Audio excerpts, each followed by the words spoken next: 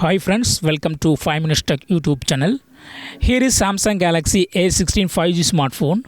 In this video, you will learn how to turn off tiling keypad vibration in your phone Samsung Galaxy A16 5G. First of all, go to the tiling keypad and tile numbers here.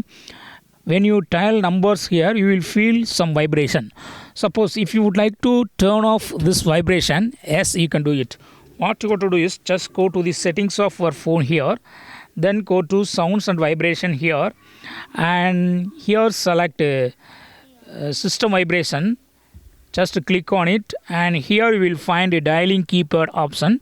Just turn it off. Okay, now go to the same dialer and type numbers there, and you will not get any vibration hereafter. I don't feel any vibration as of now.